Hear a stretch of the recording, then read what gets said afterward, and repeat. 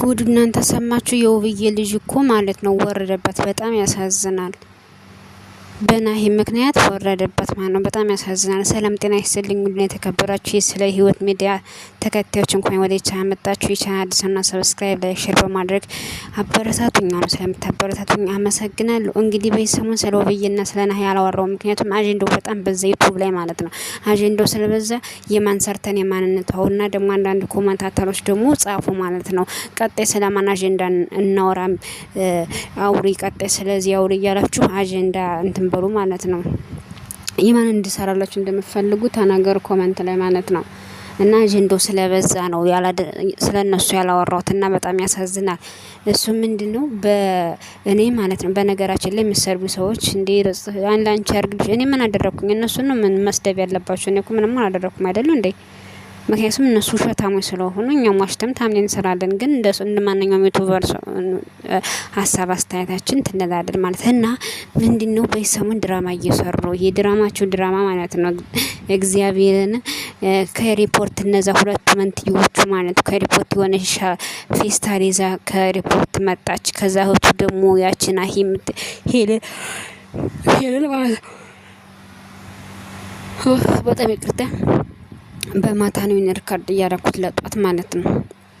እና ያለን ተቀበለቻችሁ ነው ወደ ናሂ ቤት ወሰደቻችሁ። ከዛ በኋላ አይ እንዴት ሲያስመስሉ ማለት ነው። በቃ ልክ እሷ ግቢ ስትልክ ከዚህ በፊት እንደሚያውቃት ማለት ነው። እንትና አለ ብርጭቆ እንጣል አደረገው ማለት ነው።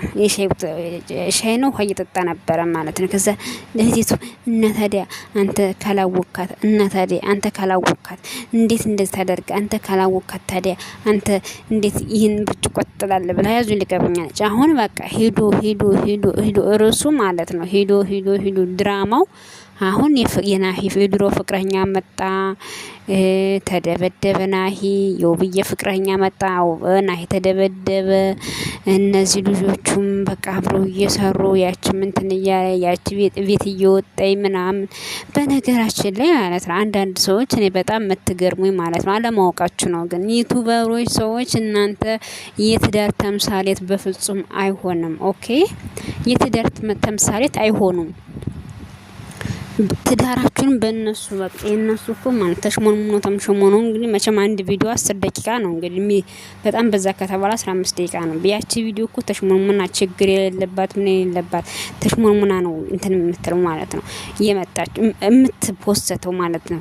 ግን ህይወት እንደዛ አይደለም። ህይወት ብዙ ውጣ ውረድ አለው። ትዳር ብዙ ውጣ ውረድ አለው። ይህን ደግሞ ማሰብና ማገናዘብ ያስፈልጋል ማለት ነው። ገባችሁ አይደለም? ብዙ ውጣ ውረድ አለው። ይሄን ነገር ደግሞ እናንተ ማሰብ ያለውን ነገር እንትን ማለት አለባችሁ። አለዛ ግን በጣም ተለብለ በጣም ብትል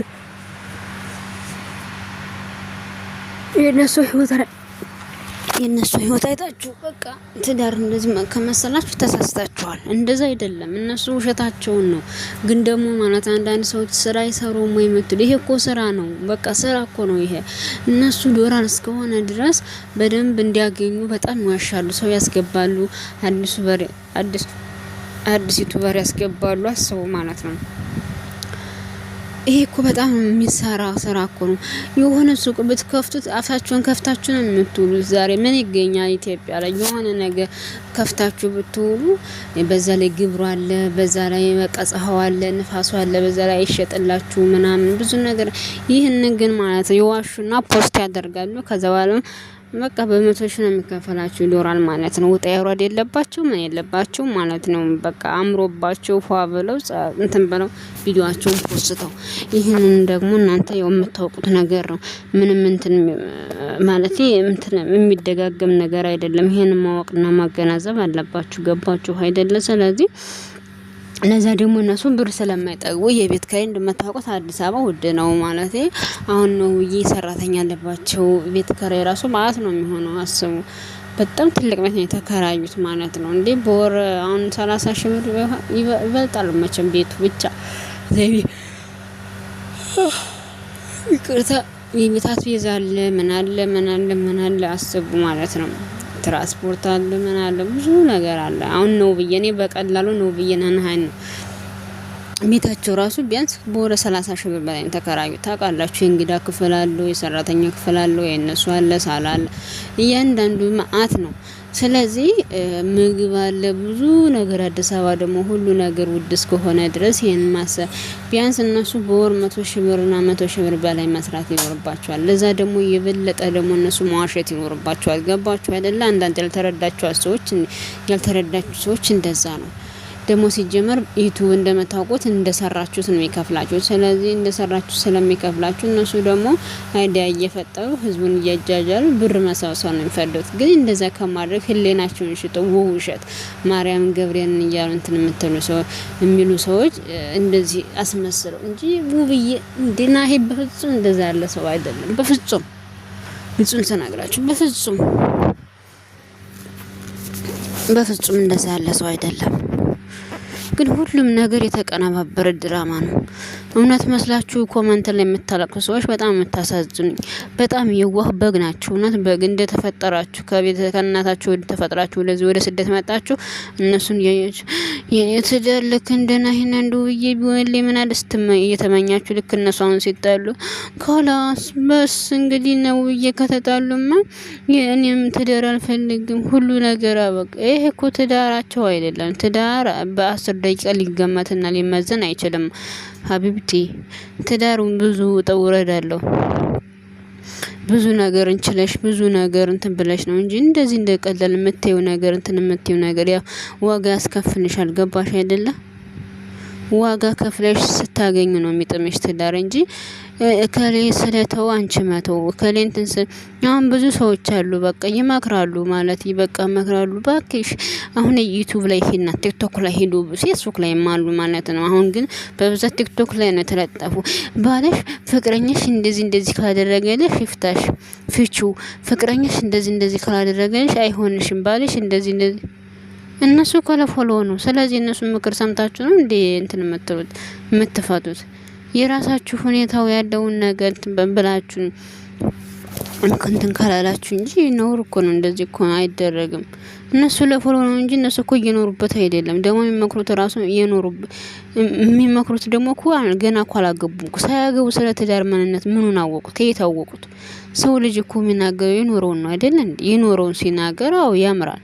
30 አመት 20 አመት 40 አመት ነው። እነሱ ግን አይደለም ለፎሎ ነው። ስለዚህ እናንተ ቢኬርፉል ፕሊዝ ተጠንቀቁ ማለት ነው። ተጠንቀቁ እሺ። ትዳራችሁን ፍቅራችሁን እንትናት በሶሻል ሚዲያ እየሰማችሁ ያለው ነገር እየሰማችሁ አትበትኑ ማለት ነው። በነገራችን ላይ አንድ ነገር ልንገራችሁ ማለት ነው። እኔ ቤቴን ካፈለኛ እንደዚህ የምትሉ ሰዎች ማለት ነው ማለቴ አሁን አግብታችሁ የመጣችሁ ያላገባችሁ ዙሮ ማለት ነው አንድ ነው። ምንም ልዩነት የለውም። እንደውም አግብታችሁ ብትመጡ የተሻለ ነው። ለምን አግብታችሁ ብትመጡ የሚሻለው አንደኛ ቤት ይሰራል። በቃ እንዴ እናንተ አባታችሁን ከማስቸገር ቤታችሁን ይሰራላችኋል። ከዛ በኋላ በቃ አብራችሁ ትኖር። አሁን ምንድነው የሚያደርጉት? እዩ በቃ ቤት አባትየው ይሰራል፣ እቃ ያሟላል። ከዛ ባልየው ቀጥታ ፌስታሉን ይዞ ነው የሚገባው። ከዛ በኋላ ይፈራረማል፣ ቤቱን ይካፈላል። ወይ ቅድሚ ፍርሚያ ምናምን ይባላል። የለም ያ ነገር 6 ወር እስከተቀመጠ ድረስ ንብረታችሁን ይዞ ይሄዳል። ያ ሰው ደግሞ እኮ እናንተን አፍቃ አረብ ሀገር የመጣ ሲባል ለእናንተ ፍቅር ኑሯት የሚሆን አይመስለኝም። ገንዘብ አላት ያላት ስለተባለ ነው። ስለዚህ የምትወዱትን ሰው ለገንዘብ ብላችሁ መተው የለባችሁም። እውነት ለመናገር ማለት ነው። ተው እንጂ እና ማለት ነው ህይወታችሁን ኑሯችሁን እንትን አትበሉ። ህይወታችሁን ኑሯችሁን ከሰዎች ጋር ታወዳሉ። እነሱ ምንም እንትን አይሉም። እነሱ በቃ የሆነ ፌክ ነገር ነው የሚኖሩት ህይወት ማለት ነው። እስቲ ውሸታችሁን እኮ አሁንና ይሄ የሆነ እንትን ቤቱ ሶፋ ቤት ከፈቱ